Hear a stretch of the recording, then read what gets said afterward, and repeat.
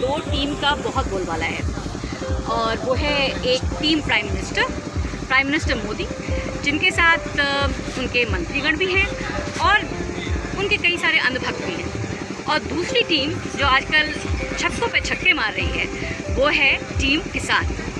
और उस टीम के कैप्टन मेरे साथ हैं योगेंद्र जी। योगेंद्र जी, मैं आपसे पूछना चाहती हूँ कि प्रधानमंत्री टीम जो है वो कई सारी बातें कर रही है, और लोगों का कहना है कि कुछ बातें जो कर रही है वो कम्प्लीटली झूठ है। तो आप मुझे बताइए क्या सच है और क्या झूठ है, और मैं आपसे सवाल करूँगी, आप सच या झूठ पहले बताइएगा, और क्यों सच है और क्यों झूठ है वो बताइएगा। बहुत ज़्यादा सवाल नहीं है, पहले बता दो जी। वो ये है कि इस टीम का कोई कैप्टन नहीं। अच्छी बात उस टीम का कैप्टन है, लेकिन इस टीम का कोई कैप्टन नहीं, और ये आंदोलन नीचे ज़मीन से चल रहा है, किसी नेता का चलाया हुआ आंदोलन नहीं। तो आप कह रहे हैं कि जैसे टीम प्रधानमंत्री जो है वो काफ़ी, हम लोग कहते रहते हैं वो बहुत विराट, भव्य, विशाल जैसे शब्दों के साथ ही जुड़ा होता है। आप यहाँ कह रहे हैं कि ये एक ज़मीनी आंदोलन है और इसलिए इसका कोई कैप्टन नहीं है, सभी बराबर के खिलाड़ी हैं। अन्ना आंदोलन भी मैंने देखा, ये आंदोलन भी देखा, दोनों में कई सिमिलैरिटीज़ हैं। एक सबसे बड़ा अंतर है कि इस आंदोलन का कोई अन्ना नहीं है, और मैं समझता हूँ ये इस आंदोलन की स्ट्रेंथ है कि इसका कोई अन्ना नहीं है। कोई एक नेता इस आंदोलन का भविष्य तय नहीं कर सकता। ये आंदोलन नीचे से चल रहा है और आम किसान इसका भविष्य तय करेंगे, और इसीलिए ये आंदोलन कहीं ज़्यादा मजबूत है। तो टीम नरेंद्र मोदी का कहना है कि वो लोग आपको कई सारी चिट्ठियाँ लिख रहे हैं, आपसे लगातार बात कर रहे हैं, आप लोग ठीक से जवाब नहीं दे रहे हैं। ये सच है या झूठ है? अर्ध सत्य है। चिट्ठियाँ लिख रहे हैं, ये बात बिल्कुल सच है, लेकिन वो चिट्ठियाँ हमारे लिए हैं ही नहीं। वो चिट्ठियाँ सिर्फ सुप्रीम कोर्ट को दिखाने के लिए हैं, वो चिट्ठियाँ सिर्फ मीडिया में छपवाने के लिए हैं। जो बात हम 5 तारीख को खारिज करके आ गए, हमने उन्हें कहा कि हमें ये कानून रिपील करवा रहे हैं। उन्होंने कहा अच्छा, फिर हमें ऊपर बात करनी होगी, इसके बाद हम आपको एक रिटन प्रपोजल देंगे। रिटन प्रपोजल में एग्जैक्टली वही बात दोहरा दी। फिर हमने कहा कि भैया तो कुछ आप और बताइए, नहीं तो हम क्या बात करें। उसके बाद फिर चिट्ठी लिख रहे हैं कि आप वार्ता पे आ जाइए, कुछ नहीं बदलेंगे। बातचीत करना नहीं चाहते, बातचीत करते हुए दिखना चाहते हैं, बातचीत करते हुए दिखाना चाहते हैं, ये तो बातचीत है। तो ये जो टीम प्रधानमंत्री कह रही है कि हम लोग लगातार किसान से बात कर रहे हैं, पता नहीं लोग क्या बता रहे हैं, आप इस पे क्या कहेंगे?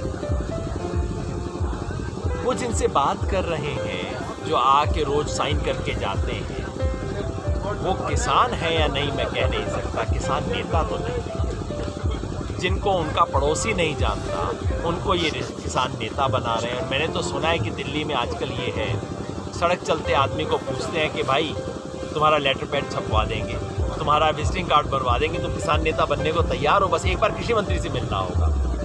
इन लोगों से मिलके कुछ नहीं होता। 400 किसान संगठनों ने आंदोलन शुरू किया था, एक भी नहीं टूटा। तो किस किसान से बात कर रहे हैं खुद ही जानते हैं। तो ये जो टीम भक्त है उनका ये भी कहना है कि यहाँ पे ढेरों खालिस्तानी हैं, और ये जो मूवमेंट है पूरी तरह से पंजाबियों का चलाया हुआ है, इसमें देश के बाकी लोग नहीं हैं। इस पर आपको क्या कहना है? ये 100% झूठ है।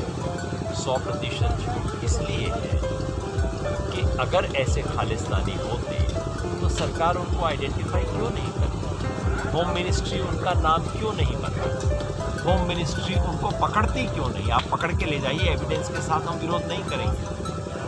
ये इसलिए भी झूठ है कि दरअसल पंजाब के जो किसान आंदोलन थे, 30 किसान संगठन पंजाब के, उनमें से कम 10 ऐसे संगठन थे जिन्होंने खालिस्तानी मूवमेंट का विरोध किया था। सिर्फ विरोध नहीं किया था, उनके सैकड़ों नेता खालिस्तानियों ने मार दिए थे।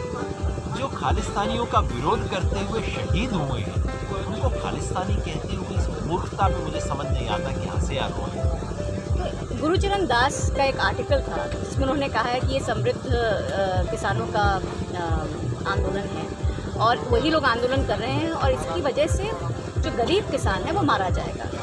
इस पर आपको क्या कहना है, ये सच है या झूठ है? गुरचरण दास जी अपनी पोजीशन किसी समृद्ध किसान से एक्सचेंज क्यों नहीं करते? प्रॉक्टर गैम्बल का चेयरमैन भले ही ना बने, लेकिन ऐसा कीजिए, ये सारे समृद्ध किसान हैं ना, उनको प्रॉक्टर गैम्बल में आप एक ऑर्डिनरी मैनेजर की नौकरी दे दीजिए, फिर देखिए कि वहाँ ज़्यादा पैसा है कि यहाँ ज़्यादा पैसा है। रही बात गरीब किसान की अगर इनको चिंता होती तो इस तरह के कॉन्ट्रैक्ट की खेती के कानून बनाते। कॉन्ट्रैक्ट की खेती का कानून गरीब किसान के लिए लागू होगा, प्राइवेट मंडी में गरीब किसान जाएगा, स्टॉक की लिमिट बढ़ाने से गरीब किसान को फायदा होगा। सच बात यह है कि गरीब किसान तो इनके जहन में भी नहीं है। ये सारे कानून सिर्फ और सिर्फ कंपनियों के लिए बने हैं, एग्री बिजनेस के लिए बने हैं, स्टॉकिस्ट के लिए बने हैं। गरीब किसान की बात करना समझदारी की बात नहीं है। गुरचरण दास की टेक्स्ट बुक इकोनॉमिक्स में समझता हूँ, मैं उन पर कोई आरोप नहीं लगाता, लेकिन आप गुरचरण दास को पढ़ें तो साथ में कौशिक बसु को भी पढ़ लें, निर्विकार सिंह को भी पढ़ लें, ये भी इकोनॉमिस्ट है, ये शायद थोड़ा सा इकोनॉमिक्स ज़्यादा जानते हैं। तो टीम प्रधानमंत्री का ये भी कहना है कि यहाँ पे बहुत सब कुछ है, यहाँ पे गीज़र है, दूध है, मलाई है। ये किस तरह का आंदोलन है? ये आंदोलन तो नहीं लग रहा है, ये लग रहा है जैसे कोई बड़ा आदमी है जो इसको फंडिंग दे रहा है। ये सच है या झूठ? ये तो बिल्कुल सच है कि सिर्फ आंदोलन नहीं है, ये तो कुंभ है, मेला है, जनता जुड़ गई है, समागम है, बिल्कुल सही बात है। इसकी फंडिंग अगर कोई एक आदमी कर रहा हो तो आप उसका पता क्यों नहीं कर देते इतना, उस पर क्यों नहीं उस पर मुकदमा कर देते? दिक्कत ये है कि हम सिर्फ यही चाहते हैं कि किसान भिखमंगे की तरह खड़ा हो। जब तक किसान भिखमंगे की तरह आए, हम उसको दान दें। 2000 रुपये ट्रांसफ़र कर दिया, जैसे दान दे रहे हो। क्या भारत सरकार कभी 1 तारीख को घोषणा करती है कि इस महीने हम अपने कर्मचारियों को तनख्वाह देने वाले हैं? ऐतिहासिक कदम तो नहीं होता ना। तो किसान को 2000 रुपये जो कि रेगुलर स्कीम का हिस्सा है, वो देते समय क्यों घोषणा होती है? क्योंकि ये चाहते हैं किसान भिखमंगा दिखाई दे, किसान यूं हाथ करके खड़ा हो, जो किसान करने को तैयार है। और इस आंदोलन में अगर सब कुछ आ रहा है, ये जो गीज़र आ रहा है ना, सारे मंत्री अपने अपने घर में लगा लें और आप उस गीज़र की तस्वीर भी दिखा देना कौन सा वाला गीज़र है जिसकी बात हो रही है। और अगर इतने ही मज़े से किसान हैं, क्यों नहीं ये सारे IAS अफसर दिल्ली के यहाँ पे आ जाए ना, सड़क पे सोए ना हमारे साथ, सब सुविधाएं उनको मिलेंगी। मेरे को 1 कंबल मिलता है, उनको 2 कंबल हम अवेलेबल करवा देंगे। क्यों नहीं ये सारे लोग यहाँ पे आके रात को टिक लेते? असली बात यह है कि जब समाज किसी आंदोलन के साथ हो जाता है तो फिर वो आंदोलन पैसे के अभाव में नहीं होता। अन्ना आंदोलन के दौरान मैंने देखा, हमें हाथ जोड़ के अपील करनी पड़ती थी, कृपया चंदा न दें, जितना चाहिए उससे ज़्यादा चंदा है। और इस आंदोलन में भी कहाँ से लोग आ रहे हैं। हैदराबाद की एक महिला ने फ़ोन किया कि मैं कंबल भेजना चाहती हूँ। मैंने कहा किस तरह से भेजेंगे? कह दी हम अमीर लोग नहीं हैं, हम हमेशा क्रिसमस के टाइम कुछ गिफ्ट करते हैं, इस बार 4-5 कंबल हम भेजेंगे। हमने कहा हैदराबाद से आप कैसे भेजेंगे? कहा मैं कुरियर से भेजूँ। उनका हमारा तो एड्रेस नहीं है। उन्होंने कहा पड़ोस के शहर में किसी को एड्रेस दे दीजिए, मैं वहाँ पे भेजूँगी। पड़ोस के गांव से जो छाछ भेज रहे हैं, जो दूध भेज रहे हैं, जो एक छोटा वाला ट्रक गोभी भेज रहा है, ये उनसे आंदोलन चल रहा है। और उनके जितने विदेशी अकाउंट हैं सरकार सारे चेक करती है। MSP का क्या सच है? क्योंकि उस पर भी बहुत फ्लिप फ्लॉप बहुत सारी बातें होती रहती हैं, उसका सच क्या है? MSP का सच ये है कि MSP कागज़ पे थी, कागज़ पे है और ये लोग कागज़ पे ही रखना चाहते हैं।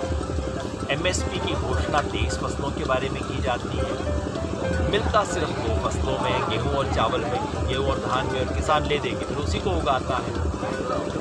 और वो भी देश के सिर्फ एक बहुत छोटे से हिस्से में मिलता है।